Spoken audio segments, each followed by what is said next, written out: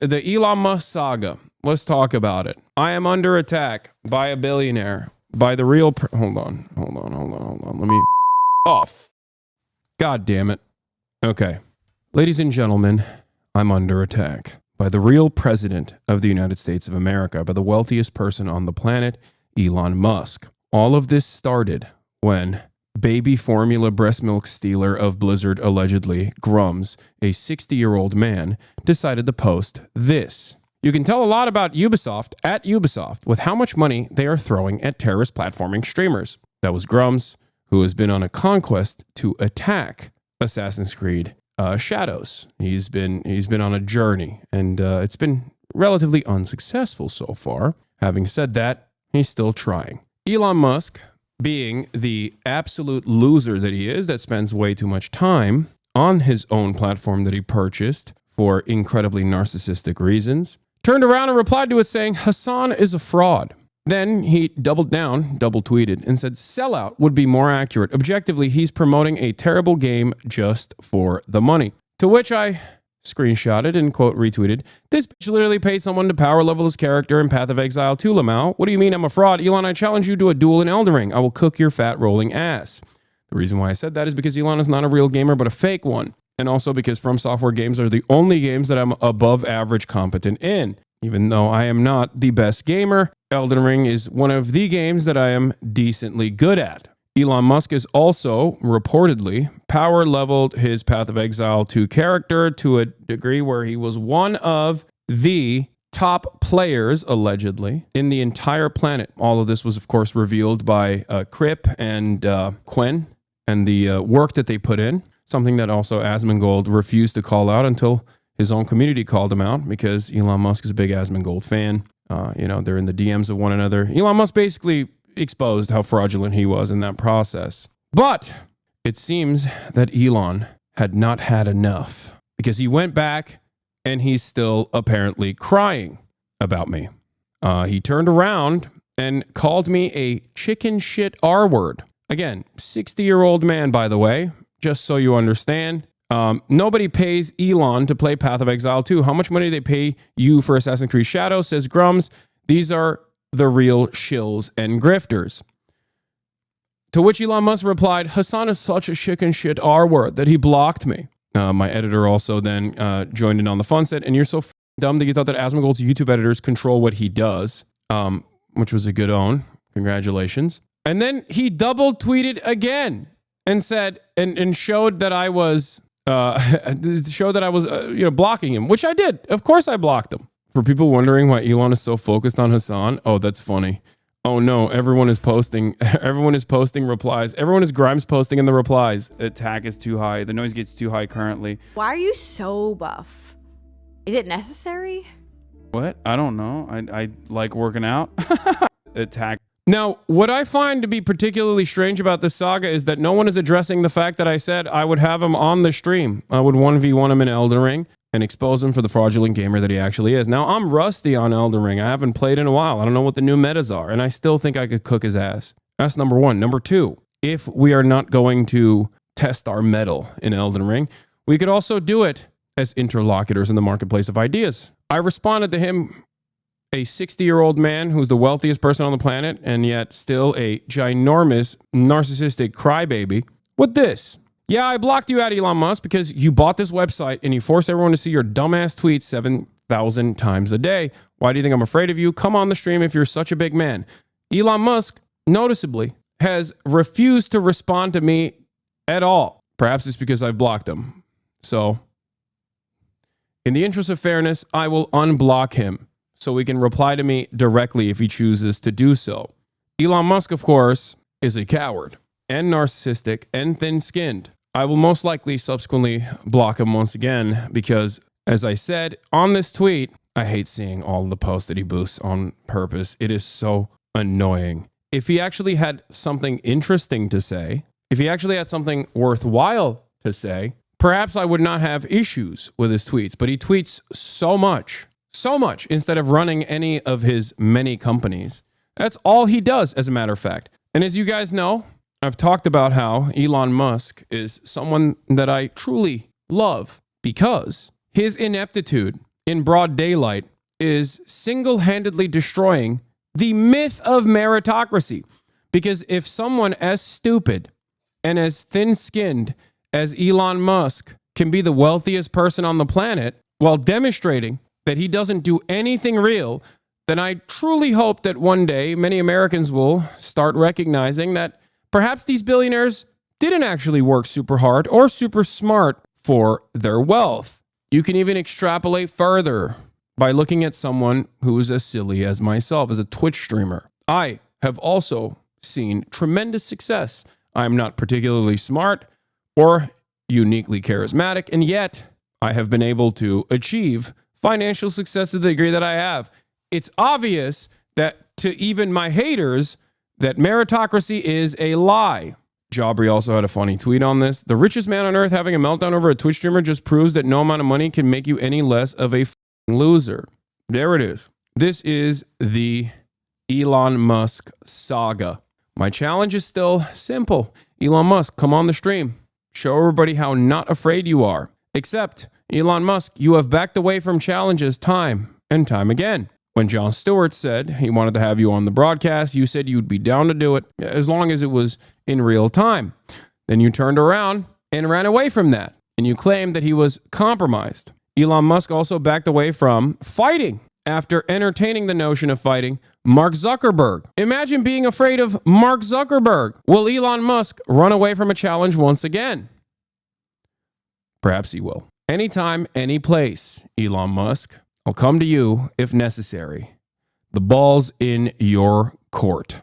I will say that every moment that he spends crying on Twitter about how a Twitch streamer blocked him is perhaps a moment that he is not spending on eviscerating the administrative state and potentially cutting Social Security. So I'm doing my part, ladies and gentlemen. That's right.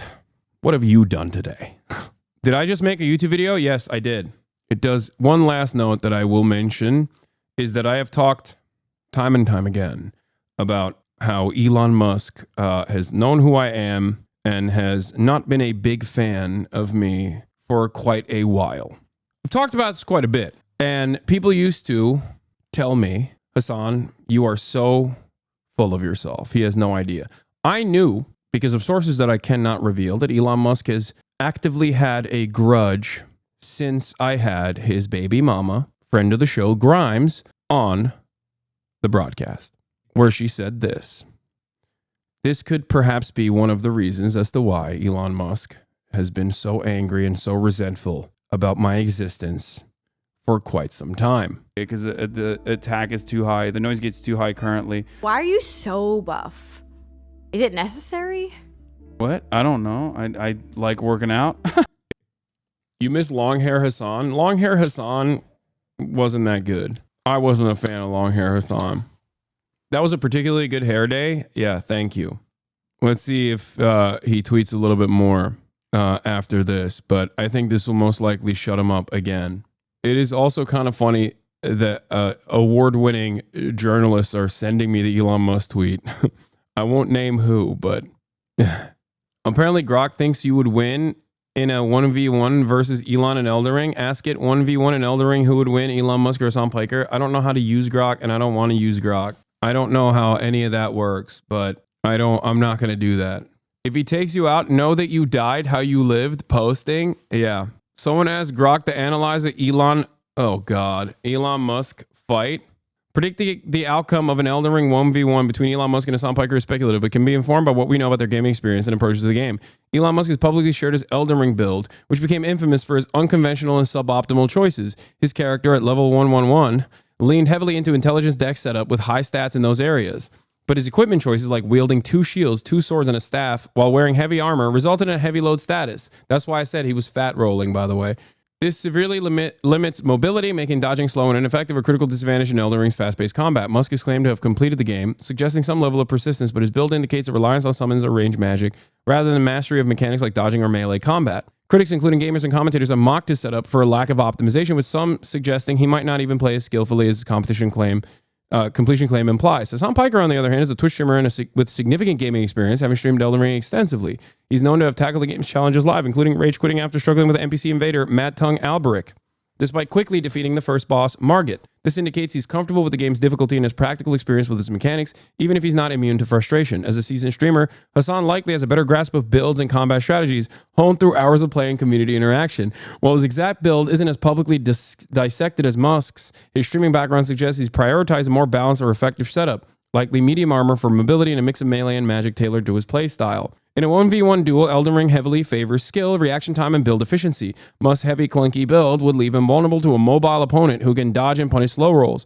Hasan, with a streaming experience and likely better understanding of the game's meta, could exploit this by using a faster weapon like a katana. It is my weapon of choice. Or spacing Musk out with spells while avoiding his attacks. Musk's high intelligence in his spell slots, e.g. Comet or Danny's Dark Moon, could pose a threat if he lands hits, but his lack of flash in the quick menu and poor mobility make it unlikely he'd outmaneuver Hasan. Given these factors, Hasan Piker would likely win. His practical experience and adaptability as a streamer give him an edge over Musk's quirky, inefficient build and questionable combat prowess. That said, it'd be a hilarious spectacle. Musk's fat rolling onto Hasan's blade while tweeting about it mid-fight. Why is Grok constantly dunking on Elon? This is the thing I don't understand. Doesn't Grok like sometimes call him a pedophile?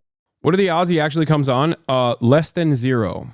Are you kidding me? He has never in a million years entertained contentious conversation. Are you kidding me? He lost his shit at Don Lemon, dude. A lot of my naysayers would much rather stick to their own platforms and cry over and over again rather than talk to me directly. It's actually rare that he mentioned you. Yeah, yes and no. He has in the past, but only tangentially. This is one of the first instances where he's like directly mentioned me. Yeah, he won't even do Jon Stewart, which I understand why he wouldn't do that. He would be thoroughly embarrassed by Jon Stewart, you know? Company. Yeah, remember this conversation that took place with Elon and Don Lemon? So you said if they kill the company, it's them. But doesn't the buck stop with you? I mean, you're Don, I have to say, choose your question carefully. There's 5 minutes left. Odds on if he's watching the stream right now, there's a likelihood. Okay, but so Is this the question you want to ask? The same question is you said that they are killing the company, but you're the head of the company. The buck doesn't stop with you?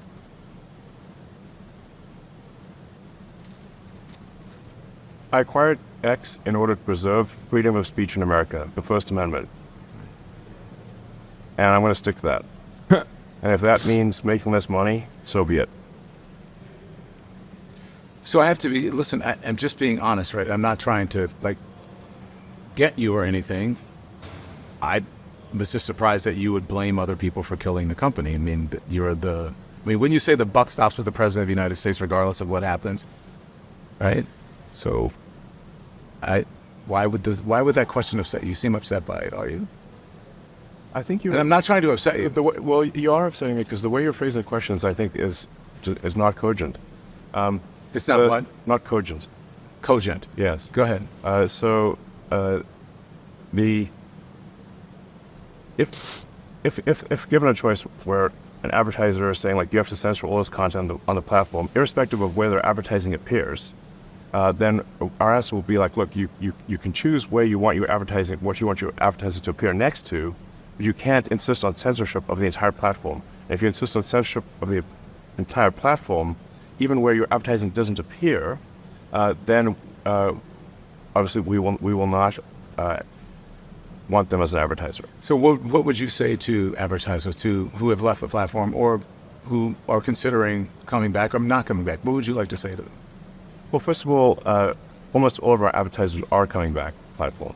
So Nope, it's a they very didn't. short list of advertisers who are not. Yeah, the fantastic advertisers that come back onto the platform is Adolf Hitler, cryptocurrency schemes, and I don't know.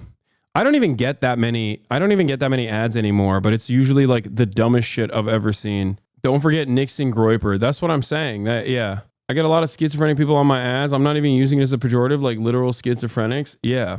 Temu? I don't even think there's Temu ads. I never even see Temu ads. Yeah, advertisers are rushing back to advertise on Twitter so hard that Elon Musk is trying to sue advertisers to come back to the platform by force. Not coming back to the platform.